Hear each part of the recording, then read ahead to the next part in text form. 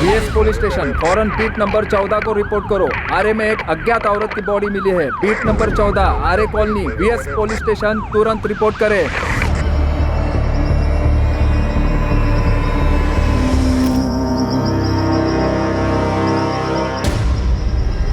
बहुत बुरी तरीके से मारा है। कपड़े, अंगूठी, घड़ी और सैंडल देखकर तो यही लगता है किसी अच्छे घर की हो। बॉडी और पत्थर पे खून अभी भी ताज़ा है, मतलब मर्डर हुए ज़्यादा वक्त नहीं हुआ है। सर, औरत की बॉडी से पर्स, फोन, आईडी ऐसा कुछ भी नहीं मिला जिससे इसकी पहचान हो सके, और आसपास भी ढूंढा है, कुछ भी नहीं मिला। कौन हो सकती है औरत? रीगेन 19। घड़ी ब्रांडेड है शायद, काफ़ी महंगी लग रही है। लगता तो है सर, लेकिन कंफर्म करना पड़ेगा। और सर ये अंगूठी, ये सोने की लगती है। इस पे ये शायद कोई गुड लक स्टोन है। और टॉप? सर ये टॉप भी महंगा लग रहा है, शायद किसी मॉल वॉल से खरीदा होगा। हमें आरे में बॉडी मिलने की खबर सुबह 8:15 बजे मिली, तो मर्डर 4 से 6 के बीच में हुआ होगा। राइट। और इनके घाव अभी तक ताज़ा हैं। ये पत्थर पे जो ब्लड के सैंपल्स मिले हैं वो विक्टिम के ब्लड के सैंपल से मैच भी हुए हैं। मतलब विक्टिम का चेहरा इसी पत्थर से बिगाड़ा गया। राइट, पूरी तरह से कुचल दिया गया है और किसी चाकू जैसी धारदार चीज़ से इनके पेट और छाती पे 21 दफ़ा वार किए गए हैं। किस बार किस तरफ इशारा करते हैं? इशारे का तो पता नहीं संजय, बट नफरत ज़रूर दिखती है। Sexual assault? नहीं, बट ये सेक्सुअली एक्टिव ज़रूर थी। आखिर कौन हो सकती है औरत? क्या कहानी है इसकी? क्यों किसी ने इस औरत को इतनी बेरहमी से मारा है? एक औरत जिसका बड़ी बेरहमी से कत्ल किया गया था। कौन थी औरत और क्या थी इसकी कहानी? और यह तभी पता चल पाता जब इसकी पहचान हो पाती, और इसकी पहचान ढूंढना ही इस केस में पुलिस के लिए सबसे बड़ी चुनौती बनने वाली थी। एक औरत जिसकी उम्र लगभग 28 से 30, कद 5 फुट 4 इंच, रंग गेहुआ, नीली जीन्स और पीच रंग का टॉप, ब्राउन सैंडल, बाएं हाथ में जेप्सन घड़ी और दाएं हाथ में सोने की अंगूठी पहने गोरेगांव पूर्व आरे के नजदीक मृत पाई गई है। इस औरत के बारे में अगर किसी के पास कोई भी जानकारी हो तो फौरन वीएस पुलिस स्टेशन को इन नंबर्स पर संपर्क करे। अगले 24 घंटों के अंदर वीएस पुलिस ने आरे में मिली अज्ञात औरत की लाश की खबर मुंबई के सभी पुलिस स्टेशंस में भेजी, इस उम्मीद में कि कहीं तो इससे मिलती जुलती कोई मिसिंग कंप्लेंट दर्ज हुई हो जिससे वो इस अज्ञात औरत की पहचान कर पाए। सर, मुंबई के सभी पुलिस स्टेशन को अलर्ट किए हुए 2 दिन हो गए और अभी तक ऐसी कोई इन्फॉर्मेशन नहीं आई कि इस औरत से मिलती जुलती कहीं कोई मिसिंग कंप्लेंट दर्ज हुई हो। औरत को गायब हुए 2 दिन से ज्यादा हो गए, लेकिन कोई रिपोर्ट नहीं लिखवाई गई। कुलकर्णी, आरे के आसपास पता किया, शायद कोई औरत गायब हुआ रिपोर्ट ना लिखवाई गई। खबरियों को काम पर लगाया सर, पर अभी तक उनसे भी कोई इन्फॉर्मेशन नहीं आई है और ना ही सामने से कोई मिसिंग होने की बात आई है। तो हो सकता है औरत मुंबई की ना हो, ये किसी दूसरे शहर से मुंबई में आई हो सकता है सर, क्योंकि पोस्टमार्टम रिपोर्ट के हिसाब से इस औरत का मर्डर 4 सितंबर की सुबह 4 से 6 के बीच हुआ है। वेस्टर्न एक्सप्रेस हाईवे से जो सर्विस रोड उतरता है आरे की तरफ, जहाँ इसकी लाश मिली, वो ज्यादा अंदर भी नहीं है। पॉसिबिलिटी है कि इसकी अर्ली मॉर्निंग की फ्लाइट हो, बॉयफ्रेंड या हस्बैंड साथ में हो, उसी ने इसको रास्ते में मार डाला, चेहरा बिगाड़ के फेंक दिया ताकि बॉडी की पहचान ना हो सके। अगर ऐसा है तो फिर इसने अपनी फ्लाइट मिस की होगी। एयरपोर्ट अथॉरिटी के रिकॉर्ड्स में इसका नाम जरूर होगा, वहां से पता करो। पैसेंजर का नाम क्या है? नाम नहीं पता, अब तक उसकी पहचान नहीं हुई है। हमें पक्का पता नहीं है कि उसकी फ्लाइट मिस हुई है, लेकिन अगर आपके रिकॉर्ड्स में कोई ऐसी औरत है जिसकी उम्र 28 से 30 साल है और उसने अपनी फ्लाइट मिस की, तो हमारे पास एक लीड हो सकती है। रीगेन 19, ये जीन्स का ब्रांड हमने लास्ट ईयर 2018 फरवरी में लॉन्च किया था। जीन्स के लेवल पे जो मार्किंग है, शायद उससे पता चल जाए कि जीन्स किसने खरीदी थी। इम्पॉसिबल तो नहीं कहूँगी, पर ये जीन्स एग्जैक्टली किसने खरीदी है ये पता लगाना थोड़ा कॉम्प्लिकेटेड होगा, क्योंकि हम ऑल ओवर कंट्री में अलग अलग जगह पे सेल करते हैं ये जीन्स का। जेप्सन वॉच हमारी जुबली सीरीज की प्राइम कलेक्शन, और घड़ी का जो मॉडल आपने भेजा है वो जुबली प्राइम लेडीज वॉच है। मिस्टर शेखर, हमें एक डेड बॉडी मिली है जिसके हाथ में घड़ी थी। अभी तक उस औरत की पहचान नहीं हो पाई। आप इस घड़ी की सेल डिटेल्स दे सकते हैं? कब किसने खरीदी? पर बिना नाम के मैं कैसे पता कर सकती हूँ कि उस दिन किस लेडी की फ्लाइट मिस हुई है? आपके पास ऐसी कोई तो लिस्ट होगी जिसमें उन पैसेंजर्स की डिटेल्स होगी जिन्होंने अपनी फ्लाइट मिस की है। सुबह 6 बजे से रात के 9 बजे तक 40 डोमेस्टिक और 25 इंटरनेशनल फ्लाइट्स अलग अलग टर्मिनल से हैं। अगर उस लेडी ने पहले ही चेक इन कर लिया होगा तो इनमें और भी एयरलाइंस जुड़ जाएंगी। और अगर हर एयरलाइन से मैंने लिस्ट भी मंगवा ली तब भी ये पता कर पाना मुश्किल है कि उस दिन किस लेडी की फ्लाइट मिस हुई है। लेकिन जो लॉट बनते हैं उसके स्टॉक की डिटेल तो होगी ना, कि आपने वो स्टॉक कहाँ डिस्ट्रीब्यूट किए और उन लोगों ने आगे किन्हें बेचे। अगर ये लेवल और इसके डिटेल से आप पता लगा पाए कि ये कब मैन्युफैक्चर हुई थी और किस डिस्ट्रीब्यूटर को बेची गई थी, तो शायद हम भी ये पता लगा पाए कि ये जीन्स किसने खरीदी थी। लेकिन सर उसके लिए मुझे बैकडेट जाके सभी आउटलेट्स के स्टॉक डिटेल्स, सेल, परचेज सब चेक करना पड़ेगा, उसके बाद ही बता पाऊंगा। मिस्टर शेखर, ये इन्फॉर्मेशन बहुत ज़रूरी है इस केस को सॉल्व करने के लिए, उस औरत की पहचान के लिए कि वो औरत कौन थी और किसी ने उसे इतनी बेरहमी से क्यों मार डाला। पर तुम मेरी भी तो मजबूरी समझो। It's a high pressure job, यहाँ वर्क का इतना प्रेशर है, स्टाफ ओवरवर्क्ड है। मैं सिर्फ इतना कहूंगी कि कोशिश कर सकती हूँ। आप मुझे वो लेबल मेल कर दीजिए, मैं ट्राई करती हूँ। ओके सर, मैं ट्राई करता हूँ, लेकिन थोड़ा टाइम लगेगा। उस अनजान औरत की लाश से मिली चीजों की पुलिस शिनाख्त तो कर रही थी, पर कोई पुख्ता सबूत हाथ नहीं लग पा रहा था। और फिर उस औरत के हाथ की अंगूठी ने पुलिस को एक उम्मीद बंधाई कि ये औरत भारत के किस कोने से हो सकती है। बेशक किसी शहर का नाम सामने नहीं आया, पर वो किस क्षेत्र से हो सकती है ये अंदाजा लगाया जा सकता था। ये अंगूठी सोने की नहीं पीतल की है सर। सोना या पीतल में कोई फर्क नहीं पड़ता सर, असली कीमत इस स्टोन की है। ये स्टोन काफी कीमती है। कौन सा स्टोन है ये? इसे पुखराज कहते हैं और इसे इस उंगली में, तर्जनी में, इंडेक्स फिंगर में पहना जाता है। हाँ, लाश की उसी उंगली में ये अंगूठी थी। आप बता रहे थे बहुत कीमती होता है। कई लोगों का मानना है कि धन वृद्धि मतलब काम अच्छा चले, लक के लिए, सुख समृद्धि के लिए, या जिन औरतों को बच्चा नहीं होता है वो संतान प्राप्ति के लिए भी ये अंगूठी पहनते हैं। इस अंगूठी से पहनने वाले के बारे में कुछ पता चल सकता है? पहनने वाला कौन होगा, कहाँ का रहने वाला होगा? कौन का तो पता नहीं, लेकिन शायद ये उत्तर भारतीय हो सकती है। उत्तर भारत, नॉर्थ इंडिया, वो तो काफी बड़ा है, कई स्टेट्स है उसमें। नॉर्थ इंडिया क्यों? इस स्टोन की कटिंग और डिजाइन्स उस तरफ के लोग पसंद करते हैं। जैसे कि दक्षिण भारत, महाराष्ट्र में अलग तरह की डिजाइन्स और कटिंग्स लोग पसंद करते हैं, और इसे देखकर कहा जा सकता है कि ये नॉर्थ इंडियन डिजाइन की है। अंगूठी से और कुछ पता चल सकता है? किस ज्वेलर ने बनाई, कोई कोड वगैरह, खरीदने या बेचने वाले के बारे में कुछ? नहीं सर, ऐसा कुछ नहीं। गोल्ड रिंग होती तो कोड होता, ये तो सिंपल प्लेन अंगूठी है सर। उस अनजान औरत की डेड बॉडी की फोटो, उससे जुड़ी हर जानकारी उत्तर भारत के हर छोटे बड़े शहर में भेजी गई। स्थानीय लोकल नेटवर्क को भी डेड बॉडी से जुड़ी तमाम जानकारियां दी गई, इस उम्मीद में कि शायद कहीं कोई मिसिंग कंप्लेंट दर्ज हुई हो जो इस औरत से मैच करती हो और डेड बॉडी की पहचान पर अटके हुए इस केस की तहकीकात को आगे बढ़ने में मददगार साबित हो। सर, हमने खबरियों को काम पर लगाया है। गोविंद ने भी अपनी पूरी टीम को वेस्टर्न सबअर्ब के सारे होटलों में चेक करने के लिए भेजा है, पर प्रॉब्लम यह है कि बॉडी का चेहरा ही नहीं है। चेहरा नहीं है, लेकिन बॉडी की बाकी चीज़ें तो हैं, कपड़े, घड़ी, अंगूठी, सैंडल, ये सब। हो सकता है विक्टिम मुंबई में कहीं बाहर से आई हो, तो किसी ने किसी होटल में चेक इन किया होगा, उस होटल के सीसीटीवी में कैप्चर जरूर हुई होगी। सर, हमने सब जगह देखा, पर ऐसा भी कुछ दिखाई नहीं दिया। कुलकर्णी, कहीं हम गलत ट्रैक पर तो नहीं? विक्टिम मुंबई की हो, मिसिंग हो, और मिसिंग कंप्लेंट लिखवाई नहीं गई, और उसके हस्बैंड या बॉयफ्रेंड ने अपना पीछा छुड़ाने के लिए उसको मार दिया, और चेहरा इसलिए बिगाड़ा गया ताकि पहचान ना हो सके। सर, फिलहाल तो हमें बॉडी के बारे में सोचना चाहिए कि क्या करना है। मुर्दा घर वाले कह रहे हैं कि वो बॉडी को ज़्यादा दिन नहीं रख सकते। मुझे तो लगता है हमें बॉडी को दफना देना चाहिए। जैसे कोई लीड मिलेगी, री इंस्पेक्शन के लिए हम बॉडी वापस निकाल सकते हैं। North India, Lucknow, Jepson jubilee prime watch से एक इंफॉर्मेशन आई है। 17 अप्रैल 2019 को लखनऊ के एक आउटलेट से सेम मॉडल की घड़ी खरीदी गई थी। ये उसका बिल है। बिल में खरीदने वाले की सारी डिटेल्स हैं। राकेश अग्रवाल, खरीदार का फोन नंबर भी है 444939। राकेश अग्रवाल।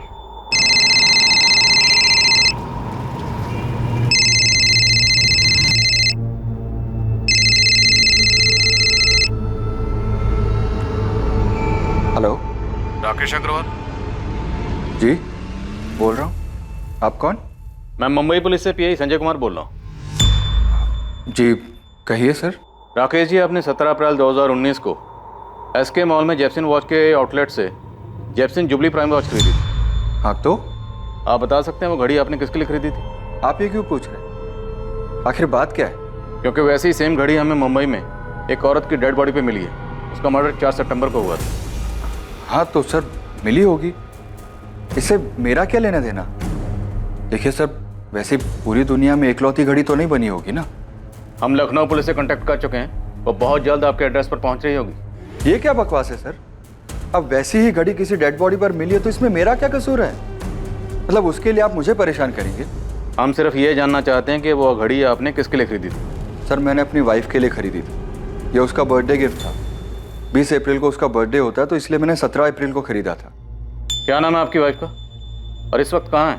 प्रिया अग्रवाल, वो किचन में है और मेरा लंच पैक कर रही है।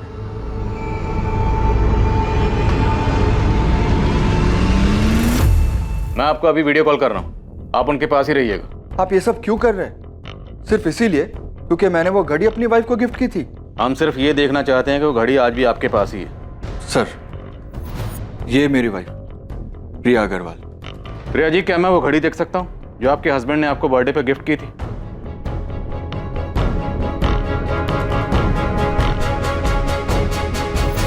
इतना काफी है या और कुछ देखना है आपको जिससे आपको और तसल्ली हो जाए? पैन कार्ड, आधार कार्ड, राशन कार्ड या और कुछ? सर, लखनऊ पुलिस ने कंफर्म किया है कि वो औरत राकेश अग्रवाल की पत्नी प्रिया अग्रवाल ही है। उन्होंने पड़ोसियों से भी पूछताछ की और डॉक्यूमेंट्स वगैरह भी चेक किए। सर आपने मुझे जो कोड दिया था उसके मुताबिक हमारे रिकॉर्ड्स में ये घड़ी राकेश अग्रवाल ने ही खरीदी थी लखनऊ में। फिर भी आपको लगता है कोई गलती हो गई है तो मैं फिर से चेक करता हूँ। लेकिन मिस्टर शेखर, मैंने आपको घड़ी का बैच नंबर, बाकी सारी डिटेल्स भेजी हैं, ऐसा कैसे हो सकता है? हो सकता है मैन्युफैक्चरिंग में कोडिंग के समय सीरियल नंबर में कुछ मिक्सअप हो गया हो।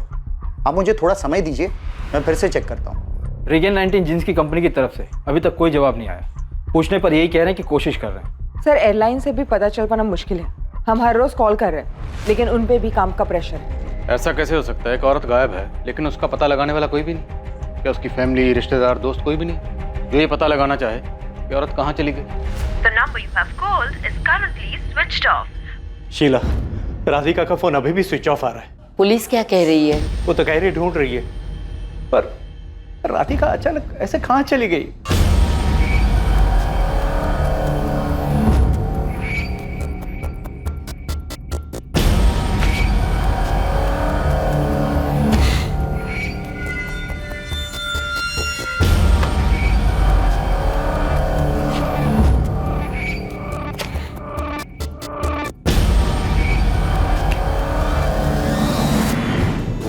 पर अब एक स्पष्ट जानकारी वीएस पुलिस को मिलने जा रही थी उस मर्डर की जो शायद किया जा चुका था।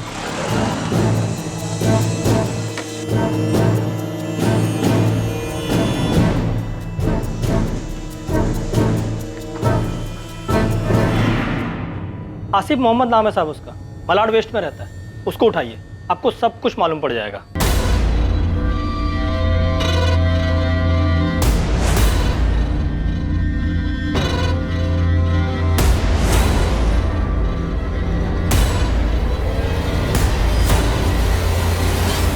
आसिफ मोहम्मद, किसी का मर्डर किया इसने? अपनी बीवी मरियम मोहम्मद का। सस्पेंस मत बढ़ा गोविंद, साफ साफ बोल। साहब, इसकी बीवी 3 सितंबर से गायब है। मतलब ये कि वो अपन लोगों को एड़ा बना रहा है। आरे में जो औरत का डेड बॉडी मिला है ना, उसका हुलिया इसी ने चेंज किया ताकि पुलिस को लगे कि ये किसी अच्छे घर की औरत है और पुलिस का ध्यान इस आसिफ पे जाए ही नहीं। चल आसिफ मोहम्मद का एड्रेस है, देखते हैं कितना सही है तेरा टिप।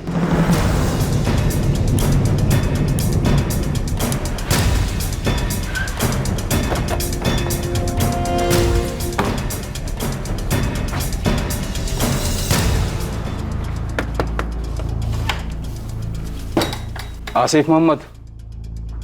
मैं ही हूँ साहब। क्या हुआ? तेरी बीवी मरियम मोहम्मद कहाँ है?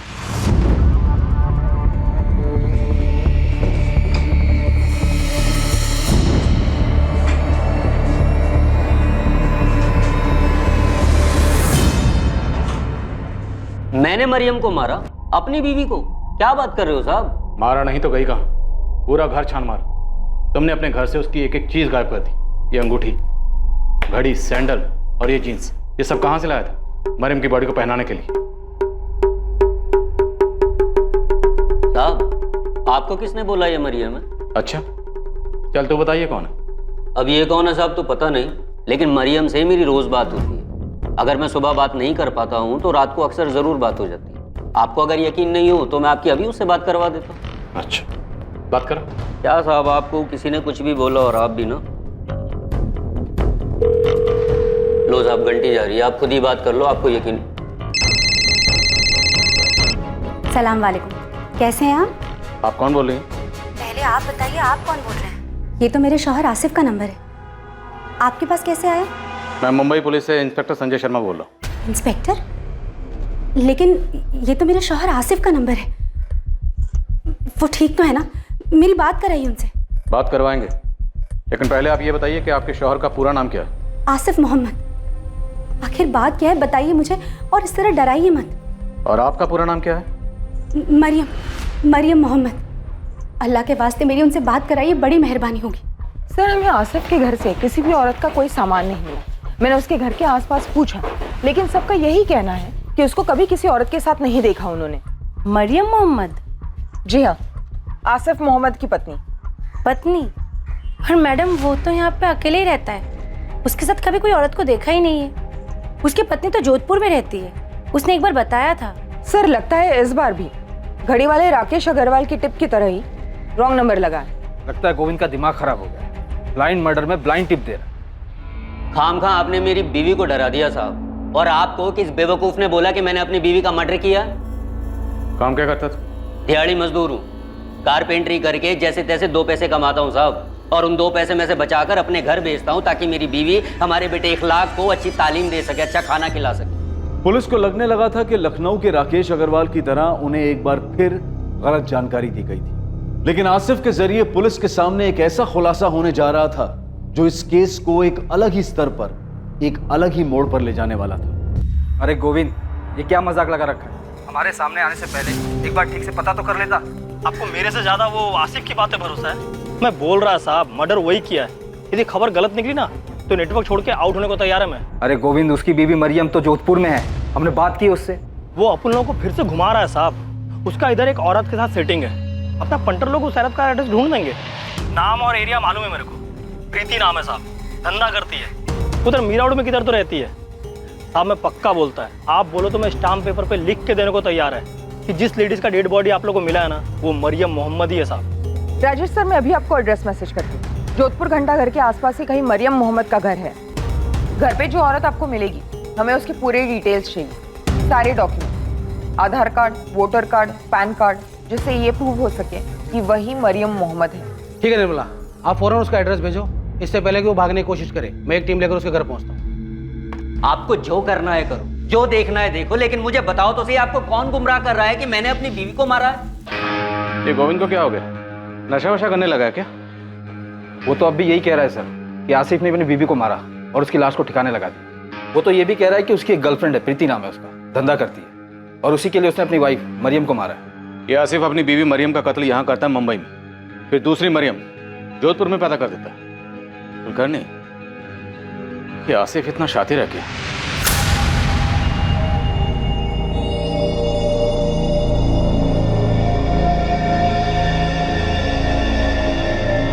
ये क्या नाटक चल रहा है साहब? पहले मुंबई पुलिस आसिफ के नंबर से मुझे फोन करती है, और अब आप लोग आकर दुनिया भर के सवाल जवाब कर रहे हैं। मैंने कहा ना कि मैं ही मरियम मोहम्मद हूँ, और ये मेरे और आसिफ का बेटा इखलाक मोहम्मद है। तो आपके पास आपका कोई आधार कार्ड या वोटर आईडी तो होगा, दिखाइए।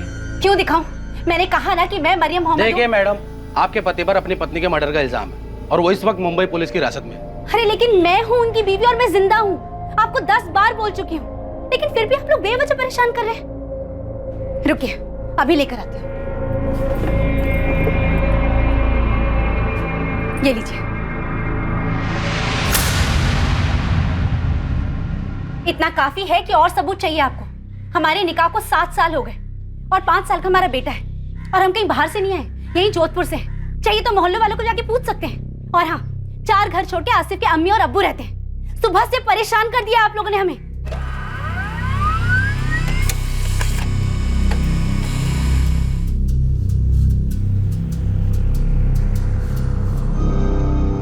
सॉलिड झोल किया सब आसिफ ने। अबे कोई झोल नहीं है, जोधपुर की पुलिस मिली है उसकी बीवी से, सारे सबूत मिले कि वो मरियम ही है। यहाँ तक कि उसके माँ बाप से भी बात की उन्होंने। हो ही नहीं सकता साहब, मैं 100% बोलता है झोल किया बोल के। अब मालूम नहीं उसने ये मरियम कब पैदा किया। मैडम, आप आसिफ के घर के आजू बाजू से पूछा क्या? हाँ, सबका यही कहना है कि कभी किसी ने उसको किसी औरत के साथ नहीं देखा। कैसे देखेंगे मैडम, मलाड में तो ये 5 सितंबर से रहने आया है, ये उसका दूसरा घर है। दल्ला है साहब आसिफ, पूरा धंधा काशी मीरा चलाता है। ये उसके मीरा रोड के घर का एड्रेस, जहाँ किसी ने भी इसे 4 सितंबर से नहीं देखा है। यहाँ अपनी बीवी के साथ रहता है। 2-4 और लेडीज लोग भी है जिसको धंधे पे लगाया है। उसी में से प्रीति नाम की एक लड़की है जो उसकी एकदम खास है, और उसी के चक्कर में उसने मरियम का मर्डर किया। ये प्रीति भी उधर काशी मीरा में ही रहती है। ये उसके घर का एड्रेस, और ये पूरा खबर अपना उस्मान लेकर आया। तब उस्मान ने प्रीति पे नजर रखा हुआ था। मैं क्या बोलता है साहब, आप लोग इस प्रीति को उठाइए, और साथ में ना आसिफ के दोस्त राशिद को भी। ड्राइवर है, टैक्सी चलाता है, उसी की गाड़ी में ये लोग बॉडी को ठिकाने लगाने लेके गए थे।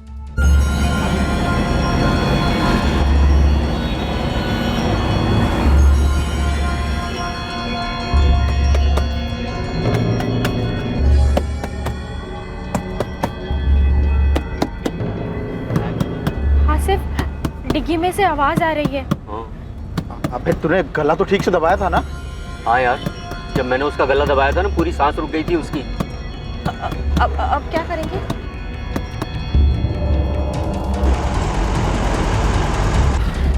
राशिद तू एक काम कर, गाड़ी ना यहाँ से अंदर दबा ले, झाड़ी के अंदर ले ले। आगे पुलिस की चेकिंग मिल गई ना तो खाम में प्रॉब्लम हो जाएगी यार। ठीक है भाई।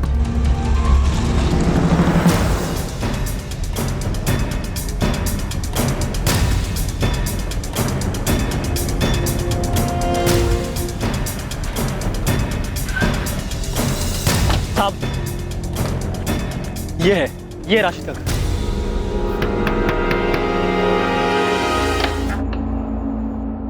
राशिद खान, चल। मैडम, छोड़िए मैडम, कहाँ लेके जा रही है मेरे को? आसिफ मोहम्मद से मिलवाने, इंतजार करें। अरे साहब मुझे कहाँ लेके जा रहे हो? साहब मेरी बात टैक्सी टो करवा के पुलिस स्टेशन चल। अरे साहब मेरी बात तो सुनो, साहब मेरे किया क्या? हाँ साहब, यही आसिफ मोहम्मद का घर था, यही रहता था वो। और साहब सबको मालूम है वो क्या काम करता था। सिर्फ वही नहीं, उसकी बीवी भी इस धंधे में उसके साथ थी। बहुत नकचड़ी औरत थी साहब, एक बार हमारी जिग भी हो गई थी उसके साथ। ये क्या बकवास कर रहे हो तुम लोग? हाँ, मैंने कभी तुम लोगों को धंधा करने के लिए बोला है? नहीं ना। ये शरीफों की रहने की जगह है। तू ना अपने गंदे धंधे अपने पति के साथ कहीं और जाके कर। पूरे मोहल्ले को गंदा कर रखा है तूने और तेरे पति ने। मुझे तो यहाँ कोई दिक्कत नहीं है, दिक्कत तो तुम लोगों को है। और बहुत ज्यादा गंदगी भी लगती है तो तुम लोग जाओ, मैं क्यों जाऊँ? हाँ, मैं तुम्हारे यहाँ झांकने के लिए आती हूँ? नहीं ना। ये उसकी बीवी है, मरियम मोहम्मद। नहीं तो, ये उसकी बीवी नहीं है।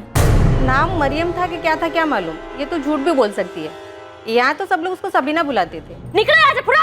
तो देख, क्या औरत है ये?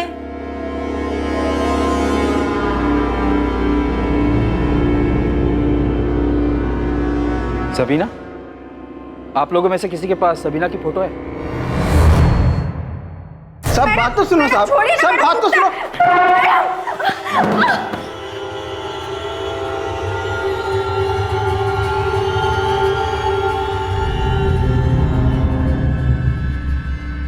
सबीना, काशी मीरा में यही नाम रखा था ना मरियम का?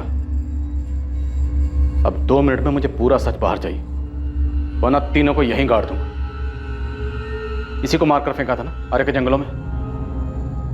यही है ना तेरी बीवी? इसलिए मरियम मोहम्मद। आखिरकार ऐसा लगने लगा था कि उस अज्ञात लाश को पहचान मिलने जा रही है, जो पुलिस को आरे के जंगल में मिली थी। 14 दिन पहले जिसका मर्डर हुआ था, और अभी तक पता नहीं चला था कि वो कौन थी और उसे क्यों मारा गया था। पुलिस का मुखबिर गोविंद कत्ल के मकसद और पुख्ता सबूतों के साथ पुलिस के पास आया, पर आसिफ और उसके साथी राशिद और प्रीति एक ऐसे मर्डर का खुलासा करने वाले थे जो पुलिस के भी होश उड़ा देने वाला था, और मर्डर के केस को एक नया मोड़ देने वाला था।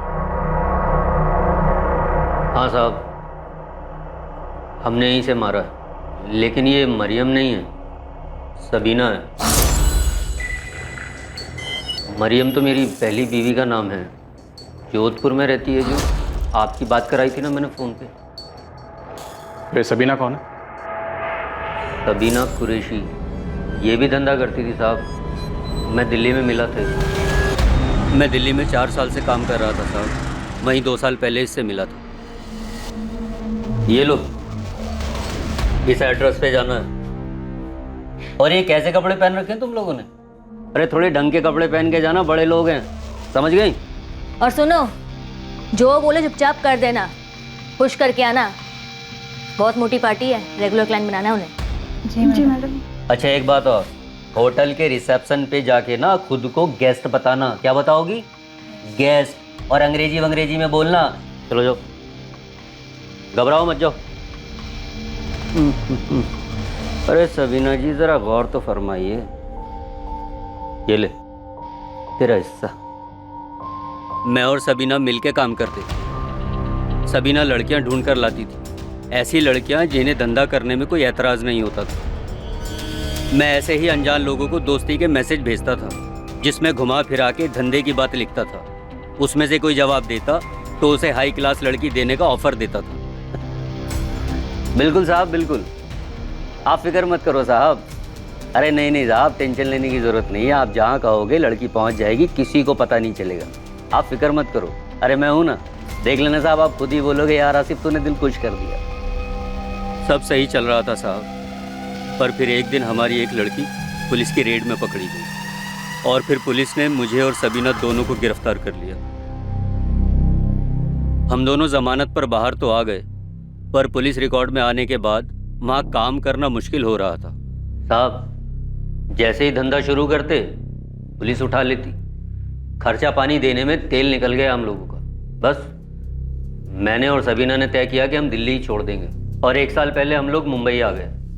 यहाँ आके हमने काशीमीरा में अपना धंधा जमा लिया। ओए, तेरे धंधे पानी में हमें कोई इंटरेस्ट नहीं, सीधा मुद्दे पे है, वरना तेल निकाल देंगे मार मार के तेरा। सर वही तो बता रहा हूँ मैं आपको। यहाँ ये प्रीति है ना, ये सामने से चल कर आई, पहले से इस धंधे में थी। मुझे सिखाएगा? आसिफ कल पैदा नहीं हुई मैं, समझा? एक तो प्रीति सामने से खुद चल के आई है, ऊपर से पूरे हफ्ते में 2 ग्राहक के पास भी नहीं गई है। अरे कैसे जाएगी वो, तबीयत ठीक नहीं है उसकी। तबीयत ठीक नहीं उसकी है? तबीयत ठीक नहीं है उसकी? मुझे घुमाएगा तू? मुझे पता नहीं मेरी पीठ पीछे क्या चल रहा है, पता नहीं है मुझे।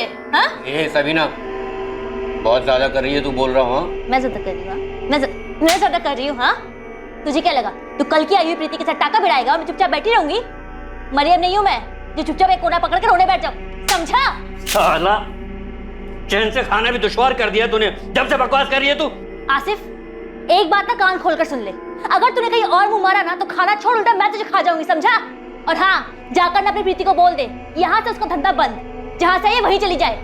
कल से मुझे यहाँ को दिखनी नहीं चाहिए, समझा? ऐसे आंखें फाड़ फाड़ के क्या देख रहा है? जितना बोला उतना कर, चल निकल यहाँ से।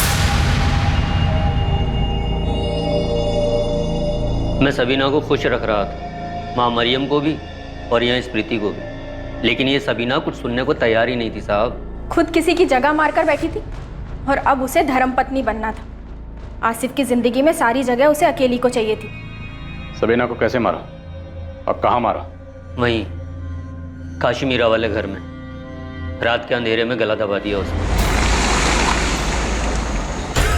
राशिद और प्रीति को सब प्लान पता था। ये दोनों राशिद की टैक्सी लेकर रात को मेरे घर आए।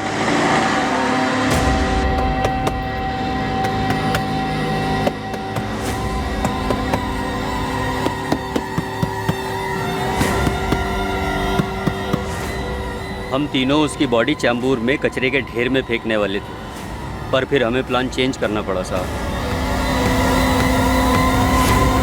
क्या पुलिस को गुमराह करने के लिए तुम लोगों ने उसकी बॉडी को पहनाया ऐसा?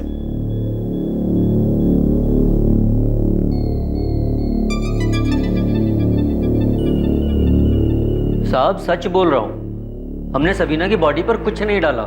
मतलब ये घड़ी और अंगूठी सबीना की है? नहीं साहब। तो ये सब बॉडी पे कहाँ से आए? ये कपड़े, ये जीन्स टॉप सबीना के हैं ना? नहीं, ये कपड़े उसके नहीं हैं।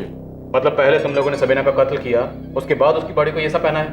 साहब हमने ना कोई कपड़े बदले हैं, ना कोई अंगूठी पहनाई है, ना हमने कोई जींस पहनाई है। हमने बस पत्थर उठाया और उसका चेहरा बिगाड़ा है ताकि कोई उसकी लाश को पहचान ना सके साहब। राशिद, प्रीति, आसिफ, तुम लोग दिमाग खराब मत करो। ध्यान से देख, इसकी बॉडी पे ये सबीना की बॉडी है और इसकी बॉडी पे ये नहीं साहब, ये सबीना की लाश नहीं है। ये मत सोचना कि बॉडी के कपड़े बदल दिए तो तुम दोनों मर्डर के चार्ज से बच जाओगे। सबीना का कोई रिश्तेदार है? पता नहीं, 2 साल पहले दिल्ली में मिली थी, तब तो बोल रही थी कि मेरा दुनिया में कोई नहीं है साहब। ओए, ज्यादा नाटक मत कर, ये बॉडी सबीना की है ना? जब मैंने आपको बता दिया कि मैंने इसे मारा है, तो भला मैं अब क्यों झूठ बोलूंगा कि ये लाश सबीना की नहीं है? आसिफ सच बोल रहा है साहब, सबीना ने लाल सलवार और हरा कुर्ता पहना था। ऐसा कुछ भी नहीं छोड़ा जिससे उसकी पहचान हो सकती थी। साहब ये आसिफ एक नंबर का झोलर आदमी है। यहाँ एक औरत को अपनी बीवी बताता है और पकड़ा जाता है तो पता चलता है बीवी तो जोधपुर में है। बहुत चालाक आदमी है साहब ये। उसे अच्छी तरह से पता है कि अगर उसने कबूल नहीं किया तो हमें ये साबित करने में मुश्किल होगा कि ये सबीना की बॉडी है, इसलिए उसने सारी प्लानिंग पहले से की थी। सबीना के बॉडी के कपड़े, जूते, ज्वेलरी सब कुछ बदल दिया गया ताकि अगर कभी पकड़े भी गए और जुर्म कबूल भी करना पड़ा तो बॉडी पहचानने से मना कर दे।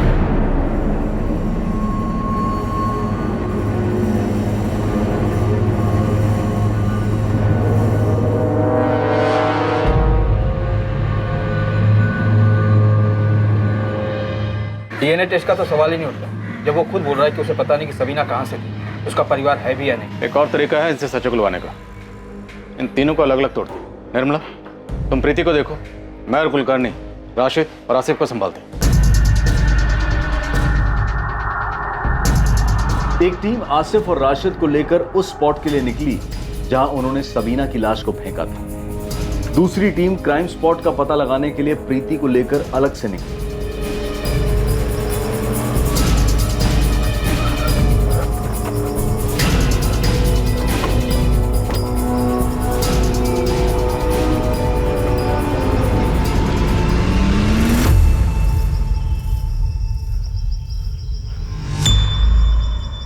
बता, बॉडी कहाँ फेंकी थी और जिस पत्थर से चेहरा बिगाड़ा था वो पत्थर कहाँ था?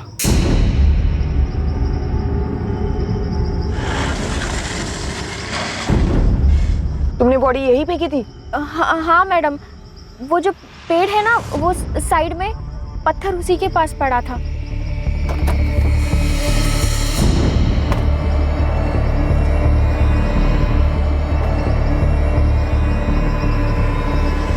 मैडम, राशिद ने पत्थर यहाँ से उठाया था।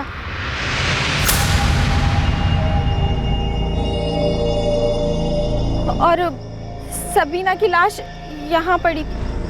पक्का तुमने बॉडी यही फेंकी थी? हाँ मैडम। बता जल्दी, कहाँ फेंकी थी? साहब, हमने सबीना की लाश को यहाँ नहीं फेंका था साहब। यहाँ नहीं फेंका था तो कहाँ फेंका था? साहब, ये जगह तो गोरेगांव हाईवे से 2 मिनट की दूरी पर है। हम लोग तो आरे के उस पार पवई तक निकल गए थे और वहाँ सबीना को होश आ गया था तो हम लोगों ने गाड़ी अंदर की तरफ ले ली थी। सर, मुझे लगता है ये लोग सच बोल रहे हैं क्योंकि प्रीति हमें जिस जगह लाई है ये भी आरे का एक हिस्सा है, लेकिन ये उसका दूसरा छोर है, पवई साइड की तरफ। ओके निर्मला, तुम वहीं रुको, हम लोग भी यहाँ से निकल रहे हैं। आसिफ और राशिद भी यही कह रहे हैं कि उन्होंने सबीना की बॉडी यहाँ नहीं फेंकी थी। चलो, जहाँ बोल रहे हो वहाँ चलते हैं, देखते हैं क्या बताते हो तुम लोग। कहाँ फेंकी थी बॉडी तुम लोगों ने?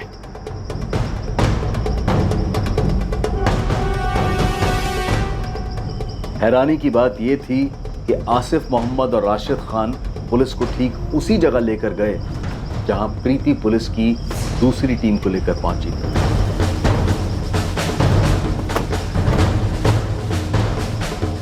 भाई साहब, हमने सबीना की लाश को उस पेड़ के पास फेंका था और पत्थर भी वहीं था साहब। सर, प्रीति ने भी बिल्कुल यही कहा था कि लाश यही फेंकी थी और पत्थर भी यही था। ये एरिया तो हमारे अंडर में आता भी नहीं, ये तो सीआर मार्ग पुलिस स्टेशन के अंडर में आता है। और दूसरी तरफ आसिफ कह रहा है कि उसने अपनी बीवी सबीना को 3 सितंबर की रात को गला दबाकर मारा। हमें बॉडी 4 सितंबर को मिली और पोस्टमार्टम रिपोर्ट के हिसाब से मर्डर 4 सितंबर की सुबह 6 बजे के आसपास हुई। तो फिर इस हिसाब से जो बॉडी हमें मिली वो सबीना की नहीं हो सकती, फिर किसकी बॉडी है? हमें सीआर मार्ग पुलिस स्टेशन से पता करना चाहिए कि क्या 3 सितंबर की सुबह उन्हें यहाँ से कोई बॉडी मिली थी या नहीं। हाँ, आप बिल्कुल ठीक कह रहे हैं। 3 सितंबर की सुबह उस जगह हमें एक औरत की बॉडी मिली थी जिसका चेहरा बहुत बुरी तरीके से कुचल दिया गया। 3 सितंबर की सुबह बॉडी मिली थी?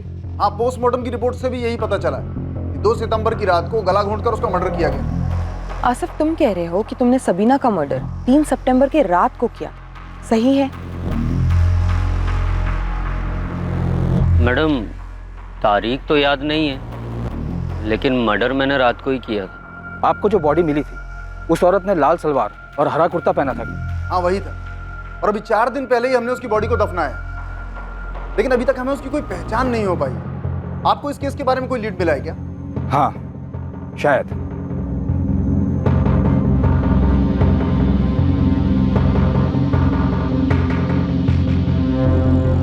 हाँ साहब, ये सबीना ही है।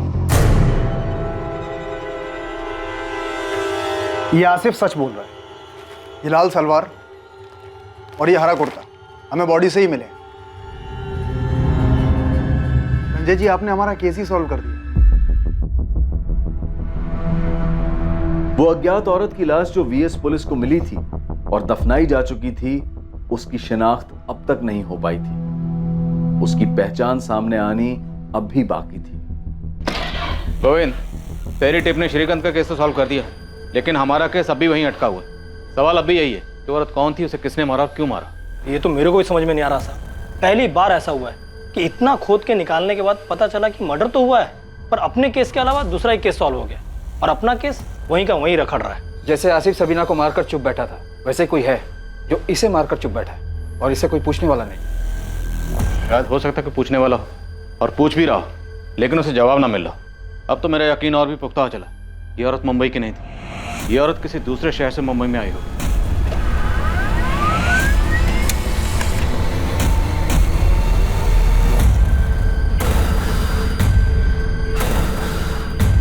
शीला, राधिका का फोन अभी भी स्विच ऑफ आ रहा है। पुलिस क्या कह रही है?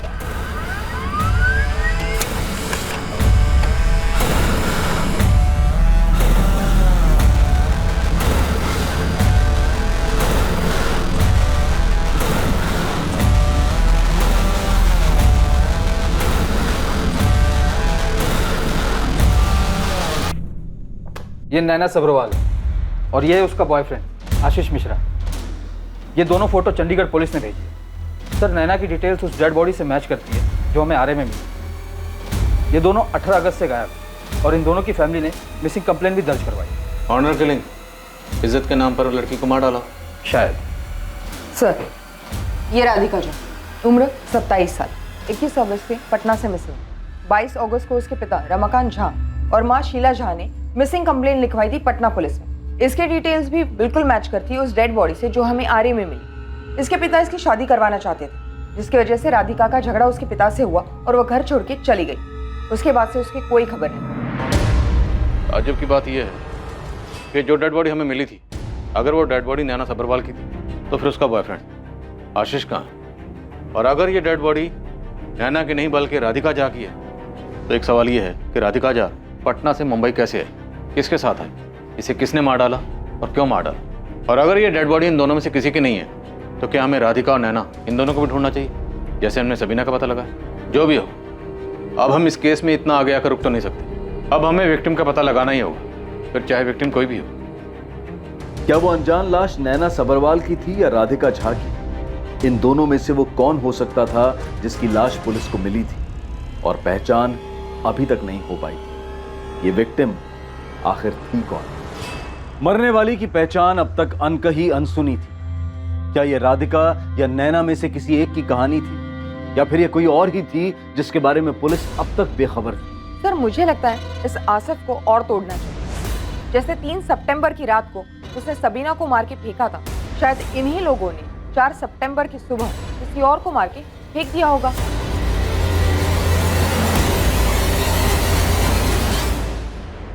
क्या वाकई में इस अज्ञात औरत की पहचान और उससे जुड़े सभी सवालों के जवाब के लिए सिर्फ आसिफ मोहम्मद जिम्मेदार था, या फिर कोई और था जो पुलिस की आंखों में धूल झोंक रहा था?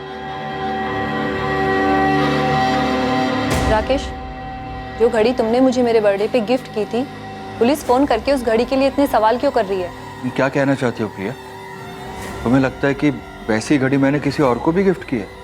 की है क्या? जगदीश जी, आप लोगों के पास नैना सब्रवाल और आशीष मिश्रा के फोन की लास्ट लोकेशन आई, मुंबई थी क्या? हमने जो फोटो भेजी थी उसे देखकर नैना के माँ बाप ने पहचाना कि वो नैना की है या नहीं? नैना और आशीष की लास्ट लोकेशन मुंबई है। हमने जो phone record, mobile location records निकाले हैं वो मैं अभी आपको भेज देता हूँ। बाकी नैना के माँ बाप मेरे सामने बैठे हैं। इनके मुताबिक लड़की की उम्र, कद, रंग बाकी सब नैना से मैच हो रहा है, पर बॉडी पर जो अंगूठी और घड़ी मिली है वो इनकी बेटी नैना की नहीं है।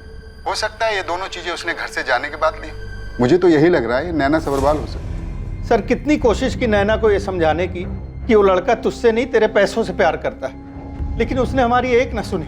हम दिन रात समझा रहे थे उसे ये लड़का ठीक नहीं है, पर प्यार के आगे उसे कुछ भी नहीं दिख रहा था। सर, आशीष ने ही मारा है हमारी बेटी को। कहाँ है आशीष? मुंबई पुलिस पता कर रही है। अगर आशीष ने ही नैना का खून किया है तो हम उसे कहीं से भी ढूंढ निकालें। राजेंद्र जी, गीता जी, मुंबई पुलिस ने बॉडी को दफना दिया। अगर आप लोग पहचानेंगे तो शिनाख्त के लिए वो बॉडी को वापस निकालना। पहचानने के लिए आपको मुंबई जाना होगा।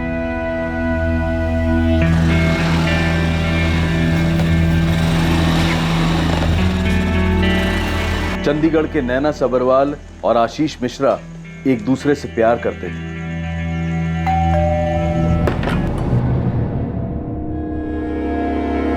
नैना, वो अगर तुझे कॉलोनी से 100 मीटर दूर छोड़ेगा तो हमें इस बात की खबर नहीं होगी कि तू उस लड़के आशीष के साथ घूम रही है। जब आपको पता ही है तो रोज एक ही बात पे झगड़ने की जरूरत क्या है? नैना के माता पिता आशीष और नैना के रिश्ते के सख्त खिलाफ थे। आशीष हैसियत और पैसे में उनसे बहुत नीचे था। ये झगड़ा, ये क्लेश नैना के लिए रोज की बात थी। जब नैना को समझ में आ गया कि उसके माता पिता इस रिश्ते को और आशीष को किसी भी कीमत पर नहीं अपनाएंगे, तो नैना ने घर छोड़ने का फैसला किया। माता पिता के नाम एक चिट्ठी छोड़ी जिसमें उसने लिखा कि वो नैना को जाने दे और उसे उसकी जिंदगी आशीष के साथ उसकी खुशी से जीने दे, उन्हें ढूंढने की कोशिश ना करें। और अपने माँ बाप की नामंजूरी और गुस्से के बावजूद नैना आशीष के साथ भाग गई। गीता, ये हमारी नैना नहीं है। हमारी नैना हो ही नहीं सकती। पर मुझे तो लग रहा है कि मैं बोल रहा हूं ना, ये हमारी नैना नहीं है। नैना सब्रवाल के माता पिता मुंबई आ रहे हैं। मैंने ग्राफिक वाले को भी बोला है कि वो डेड बॉडी के चेहरे और नैना सब्रवाल के चेहरे की फेशियल मैचिंग करें। हमारे पास नैना की फोटो है। फेशियल मैचिंग को 100% नहीं मान सकते। डीएनए टेस्ट से साबित हो सकता है कि वो नैना की बॉडी है या नहीं। और राधिका जा, उसका क्या हुआ? सर, उसके माँ बाप आ चुके हैं। निर्मला उनसे बात करिए। हमें जो डिटेल्स मिली उसके मुताबिक राधिका के फोन की last location CST railway station थी। उसके बाद उसका फोन स्विच ऑफ हुआ है। हो सकता है उसे लगा हो उसके फोन के थ्रू उस तक पहुंचा जा सकता है, इसलिए मुंबई पहुंचते उसने फोन स्विच ऑफ किया हो।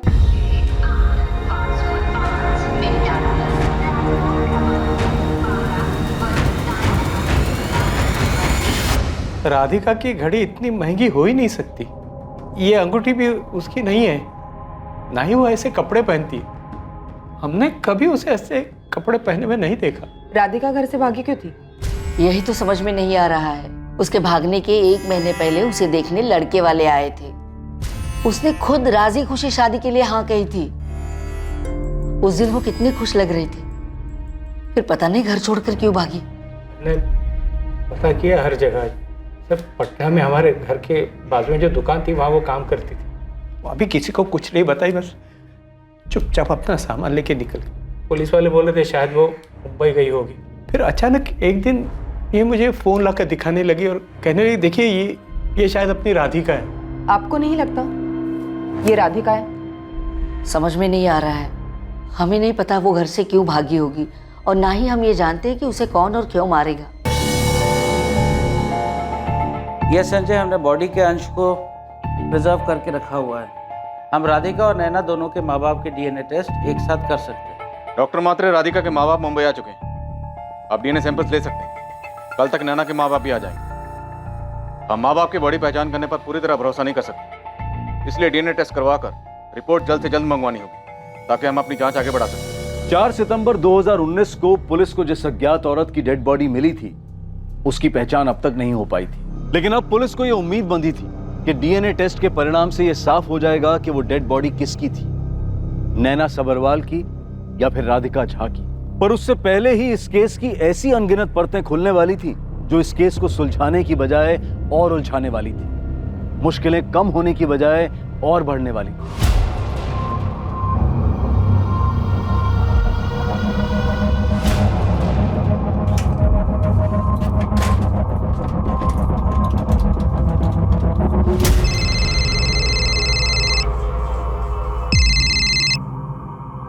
हेलो, सबरवाल बोल रहा हूं। अरे क्या किया तूने? फंसवा दिया हमें। तुझे पता है वो लोग मेरा और मेरी बीवी का डीएनए मैच करवाने वाले हैं उस डेड बॉडी से। ऐसे में तो हम... राजन जी बेफिक्र रहिए, कुछ नहीं होगा आपको। तूने कहा था कि काम पूरा हो गया और पैसे भी हमसे पूरे ले लिए। हाँ तो काम पूरा किया है ना। मैंने पहले भी कहा था जब आपने बोला था कि वो बॉडी नैना से मिलती जुलती है। मैं आज फिर से कह रहा हूँ आपसे, आप निश्चिंत रहिए, वो डेड बॉडी नैना की नहीं है। एक बात बता, तूने उसे मार के कहाँ फेंका? ये जानने की जरूरत आपको नहीं है। मेरा काम था, मैंने अच्छे से कर दिया। आप चिंता मत करिए, कुछ नहीं होगा आपको।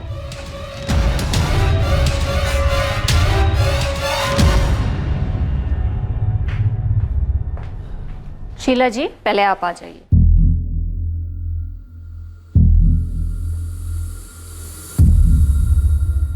आपको मेरा डीएनए सैंपल लेना पड़ेगा। रमाकांत जी दोनों का ही सैंपल लेना पड़ेगा। इनका लेने का मतलब नहीं है, क्योंकि ये राधिका की सगी माँ नहीं है। राधिका की माँ गुजरने के बाद मैंने इनसे शादी की थी। अच्छा ठीक है, फिर आप आइए।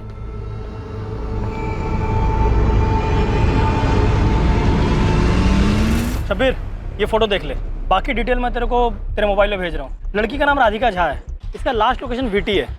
बोले तो अब आगे किधर भी जा सकता है, समझा ना? तो अपने लड़के लोगों को ना वीटी से बैंड्रा तक पूरा काम पे लगा।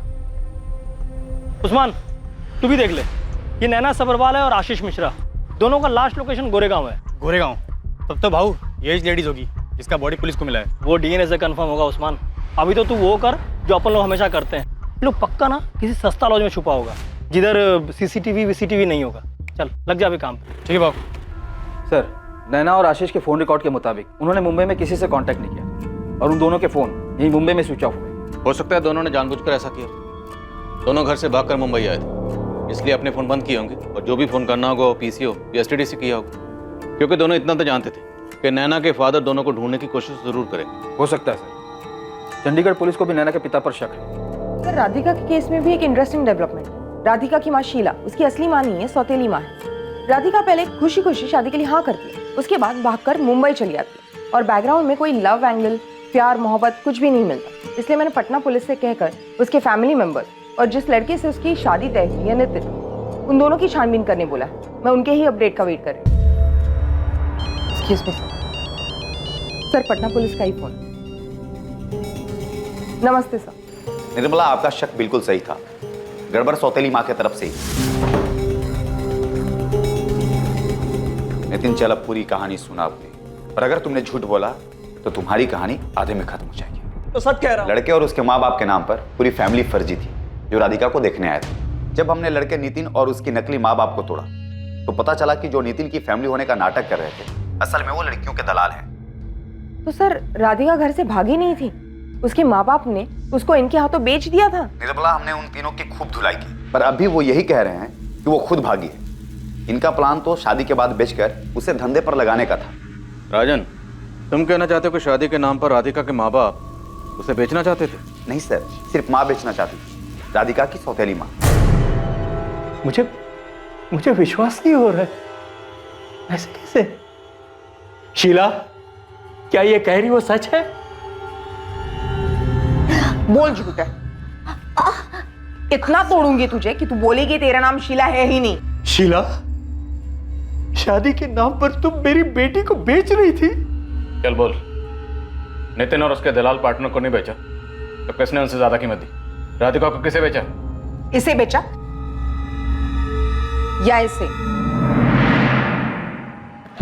राधिका झा की कहानी तो समझ में आ गई। उसकी सौतेली माँ उसे बेचना चाहती थी, इसलिए वो घर से भागी। सर भाग गई या फिर उसकी माँ ने अच्छे दाम मिलने की उम्मीद में उसे कहीं गायब कर दिया। सर हो सकता है इसमें आसिफ मोहम्मद का हाथ हो। उसने राधिका को खरीदा हो और जब राधिका ने धंधा करने से मना कर दिया तो उसे मारकर फेंक दिया। आरे के जंगलों में मिली लाश शायद राधिका झा की हो। 3 सितंबर को उसने मारा सबीना को और फिर 4 को राधिका को, और सबीना की तरह राधिका को मारकर उसका भी चेहरा बिगाड़ दिया होगा और फिर आरे के जंगलों में दूसरे चोर पर उसकी बॉडी को फेंक दिया और यहाँ हमें घुमा रहा है। इन दोनों में से तुमने राधिका को किसे बेचा था? नहीं सर, मैंने राधिका को किसी को भी नहीं बेचा। मैं मानती हूँ कि शादी के नाम पर मैं राधिका को नितिन और उसके साथियों को बेचना चाहती थी, लेकिन मैं ऐसा नहीं कर पाई क्योंकि उसके पहले ही राधिका घर छोड़ के भाग गई थी। आसिफ, सबीना के बाद तूने जिस लड़की को मारा और जिसका चेहरा कुचलकर आरे के जंगल में फेंक दिया वो यही है ना, राधिका झा? साहब, मैं इस लड़की की शक्ल पहली बार देख रहा हूँ। मैं तो इसे जानता तक नहीं हूँ। मैंने सिर्फ सबीना को मारा है साहब। अब सबीना इसको कहाँ से लाई होगी, इसके साथ क्या किया होगा, मैं कुछ नहीं जानता हूँ साहब। कसम से मैंने सबीना के अलावा किसी को नहीं मारा। तेरा एक मर्डर सबके सामने आ चुका है, सबीना का, और दूसरा हमारे सामने आया, राधिका झा का। अगर घूम फिर के हमें पता चला कि दूसरा मर्डर भी तूने किया है तो याद रखना एक तीसरा मर्डर होगा और जिसके बारे में किसी को कुछ पता नहीं चलेगा, और वो मर्डर तेरा होगा। तूने मेरी बेटी को बेचा? क्यों? अरे कैसी माँ है तू? क्यों किया मेरी बेटी के साथ ऐसा? क्यों? शांत हो जाइए, ये मत भूलिए ये पुलिस स्टेशन है। इस औरत पे मैंने कभी शक नहीं किया कि ये सौतेली माँ है तो मेरी बेटी का बुरा चाहेगी। अरे तब भी शक नहीं किया जब इसने राधिका के लिए रिश्ता लाई थी, तब भी नहीं। मैं कसम खा के कहती हूँ, मैंने राधिका को नहीं बेचा, वो खुद घर छोड़कर भाग गई है। अब तू चीख चीख के बोलेगी तभी तेरा जुर्म कम नहीं होगा। अब तू जेल में बैठ के नोट गिर। गोविंद, हमें आर्य से जिस अज्ञात औरत की लाश मिली, बहुत मेहनत के बाद एक दिशा मिली, वो औरत राधिका जा सकती है। अब तो बेकार में कोई बांसुर मत फेंकना। साहब इस बार सॉलिड खबर ना, आप सुन तो लीजिए एक बार। बोल। अब वो नैना सबरवाल और आशीष मिश्रा जिस गोरेगांव के लॉज में ठहरे थे, वहां से 3 सितंबर की रात 11:30 बजे बहुत ही हड़बड़ी में निकले और सर आपको लाश मिली है 4 सितंबर की सुबह 8 बजे। अब आप बोलिए साहब, 3 सितंबर की रात 4 तारीख की सुबह। साहब मेरे को तो लगता है ये बिना पहचान वाली औरत की बॉडी ना नैना सबरवाल की है। हाँ सर, मैंने बताया था कि वो दोनों लड़का और लड़की मेरे ही लॉज में ठहरे थे। ये उन दोनों की आइडेंटिटी कार्ड की जेरॉक्स कॉपीज है जो उन्होंने रूम लेते वक्त दी थी। सर उन दोनों ने 2 सितंबर की सुबह चेक इन किया था और 3 दिन के लिए रूम बुक किया था। बोल रहे थे गणपति विसर्जन देखने के लिए मुंबई आए, पर पता नहीं क्या हुआ, अचानक 3 तारीख की रात हड़बड़ी में चेकआउट करके निकल गए। सर आपकी तो 5 तारीख तक की बुकिंग है। हाँ मुझे पता है, पर कुछ ज़रूरी काम आ गया था तो हमें निकलना पड़ रहा है। और हमें हमारे 1 दिन के बुकिंग के पैसे भी वापस चाहिए। सॉरी मैम, पैसे तो वापस नहीं मिलेंगे, आपकी बुकिंग हो चुकी है। आपकी वजह से मैंने रूम किसी और को नहीं दिया। देखिए हम समझते हैं, लेकिन हमें निकलना पड़ेगा वरना। प्लीज सर कर दीजिए, हमें बहुत जरूरत है, वरना हम बोलते ही नहीं। क्या बात है, आप लोग बहुत परेशान लग रहे हो। नहीं ऐसी कोई बात नहीं है, और पैसे आप रखिए। चलो सुनिए तो, अरे बताइए तो सही, आप बहुत हड़बड़ी में थे, कुछ तो परेशानी थी। कुछ बताया यहाँ के बाद वो कहाँ जाने वाले थे? अरे कहाँ सर, वो लोग तो ऐसे भागे जैसे उनके पीछे भूत पड़ा हो। जिस वक्त वो यहाँ से गए, लड़की ने ये कपड़े पहने हुए थे? नहीं सर, ये नहीं थे। सर सच बताओ तो मुझे याद नहीं है क्या कपड़े पहने थे वो। गोविंद ने पूछा था मुझे, मैंने तब भी यही कहा था। साहब पक्का बॉडी नैना का ही है, वरना आप ही बोलो इतनी रात में हड़बड़ा के क्यों निकले? कोई पीछे पड़ा होगा तभी ना, और उन लोगों को पता चला निकल लिया उधर से, लेकिन उसने पकड़ा और मार के इधर फेंक दिया। और आशीष वो कहाँ है? उसको कहीं मार के फेंक दिया होगा साहब, और मैं तो बोलता है पक्का उसको मुंबई के बाहर मारा है, तभी तो उसका बॉडी इधर नहीं मिल रहा है। बन गई तेरी थ्योरी, तहकीकात भी पूरी होगी, केस सॉल्व है ना? अभी कहाँ साहब, अभी तो आशीष को भी ढूंढ के निकालेंगे। हाँ कुलकर्णी, अब ये मत बोलना कि नैना और राधिका के अलावा कोई और भी मिसिंग निकला है। नहीं सर, और कोई नाम सामने नहीं आया है, लेकिन सर वो राकेश अग्रवाल लखनऊ वाला, वो हमारे पुलिस स्टेशन आया हुआ है। राकेश अग्रवाल, वो जेपसिन वॉच वाला रॉन्ग नंबर, वो आया है? हाँ वही सर, खुद सामने से चलकर पुलिस स्टेशन आया है। और सर उसके साथ एक लड़की है जो उसकी बीवी प्रिया अग्रवाल नहीं है, जिसे हमने वीडियो कॉल में देखा था राकेश के साथ। तुम कह रहे हो कि राकेश अग्रवाल आया और उसके साथ जो लड़की है प्रिया अग्रवाल, वो उसकी बीवी नहीं है, तो फिर कौन है? कौन थी वो जिसे इंक्वायरी के इतने दिनों के बाद राकेश अग्रवाल अपने साथ मुंबई पुलिस के पास लेकर आया था? राकेश अग्रवाल ने अपनी बीवी प्रिया अग्रवाल के जन्मदिन पर गिफ्ट देने के लिए जेप्सन वॉच जुबली प्राइम एडिशन की घड़ी खरीदी थी। इस जेप्सन वॉच का आरे में मिली अज्ञात औरत की लाश के केस में आखिर क्या रोल था? तुम्हें लगता है कि वैसी घड़ी मैंने किसी और को भी गिफ्ट की है? की है क्या? राकेश अग्रवाल खुद वीएस पुलिस स्टेशन पहुंचा था अपने कुछ राज खोलने के लिए। आखिर वो पहले ऐसा क्या छुपा रहा था जिसके लिए उसे लखनऊ से मुंबई आना पड़ा? इसके साथ साथ इसी समय इस केस से संबंधित एक चौंका देने वाली जानकारी सामने आने वाली थी। सर राकेश ने बताया कि उसने उस दिन एक नहीं बल्कि 2 घड़ियां खरीदी थी और दोनों के बिल अलग अलग बनवाए थे। सर ये जानवी है, वो दूसरी घड़ी मैंने इसी के लिए खरीदी थी और यही बात बताने के लिए हम लखनऊ से मुंबई आए थे। सर मेरी वाइफ को डाउट हो गया और इसीलिए वो मुझ पर नज़र रख रही है। मैं कब कहाँ कितना खर्च कर रहा हूँ सब कुछ।